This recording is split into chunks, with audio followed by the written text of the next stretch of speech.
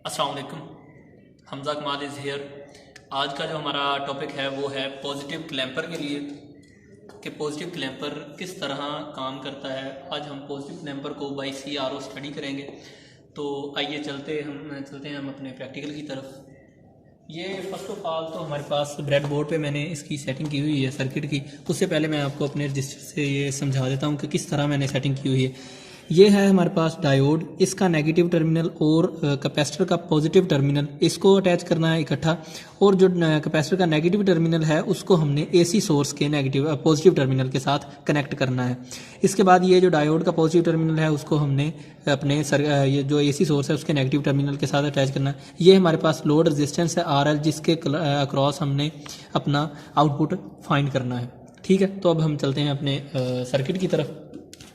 ये उसकी सर्किट जो है हमने ब्रेड बोर्ड पे इसकी सेटिंग की हुई है मैंने।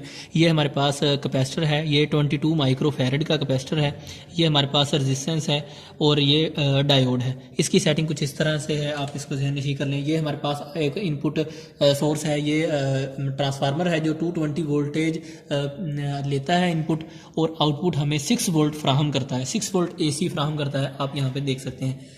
इसको हमने अटैच करने का, जिस तरह मैंने आपको सर्किट में भी बताया, ये नेगेटिव टर्मिनल है, ये हमने अटैच कर दिया यहाँ पे, पॉजिटिव यहाँ पे। ठीक हो गया। इसके बाद ये है हमारे पास एनालॉग CRO। इसके 2 चैनल्स हैं। हम यहाँ पे इनपुट के लिए चैनल 1 इस्तेमाल करेंगे और आउटपुट के लिए चैनल 2 इस्तेमाल करेंगे। तो फर्स्ट ऑफ ऑल हम चैनल 1 इस्तेमाल करेंगे इनपुट के लिए, और ये हमने ऑटो पे सिलेक्ट कर दिया इसे। इसको इस टर्मिनल को AC पे सिलेक्ट करना है। इसके बाद हम इसका कनेक्शन लगाते हैं। कनेक्शन के लिए ये हमारे पास प्रोब है, इसका ये पॉजिटिव टर्मिनल है और ये ग्राउंडेड टर्मिनल है। पॉजिटिव टर्मिनल को हम अपने सर्किट के पॉजिटिव टर्मिनल के साथ, और ग्राउंडेड टर्मिनल को हम अपने सर्किट के जो नेगेटिव टर्मिनल है उसके साथ अटैच करेंगे।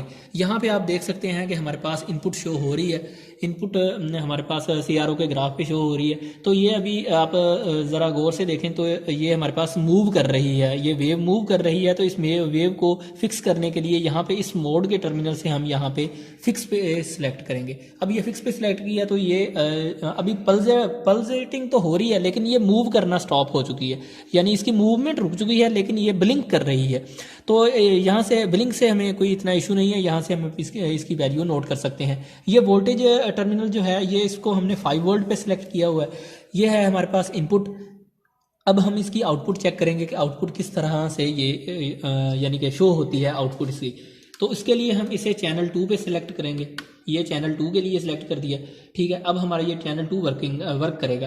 तो चैनल 2 के लिए ये हमारे पास चैनल 2 की जो है वो वायर है, चैनल वायर, और ये हमारे पास प्रोब है। इसका ये पॉजिटिव टर्मिनल हम यहाँ पे अपने सर्किट के यहाँ पे अटैच करेंगे, और ये नेगेटिव टर्मिनल जो है वो हम अपने सर्किट के इस टर्मिनल में सिलेक्ट करेंगे।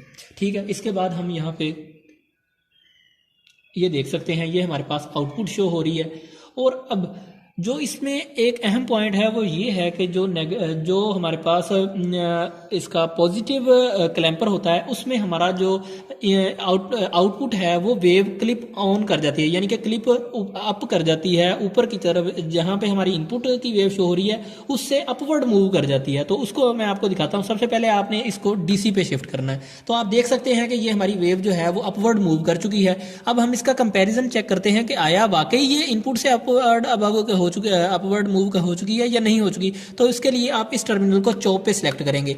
जब आप चॉप पे सिलेक्ट करेंगे तो आप यहाँ पे देख सकते हैं कि ये हमारी इनपुट जो सिग्नल था वो आ रहा था, और ये हमारा आउटपुट सिग्नल है जो अपवर्ड मूव कर चुका है। ठीक है, तो ये था हमारा आज का प्रैक्टिकल जो हमने यहाँ पे परफॉर्म किया। मुझे उम्मीद है कि आपको ये समझ आ गई होगी। ये मैं आपको इसको ज़रा जूम करके दिखा देता हूँ। इसकी सेटिंग ये आपने टाइम वेरिएंट जो है ये 5 पे सिलेक्ट करना है। ठीक है, उसके बाद ये था हमारा इंटरफेस। मुझे उम्मीद है कि आपको ये समझ आ गई होगी। ये हैं हमारे कैमरामैन साहब जो मेरे लिए अच्छी अच्छी वीडियोज़ बनाते हैं। मैं इनका बहुत शुक्रगुजार हूँ कि ये मेरे लिए वीडियोज़ बनाते हैं। तो मुझे उम्मीद है कि आपको ये वीडियो पसंद आई होगी। अगर इसमें किसी किस्म का कोई भी क्वेश्चन है तो आप मुझसे कमेंट सेक्शन में पूछ सकते हैं। दुआओं में याद रखिएगा। खुदा हाफ़िज़।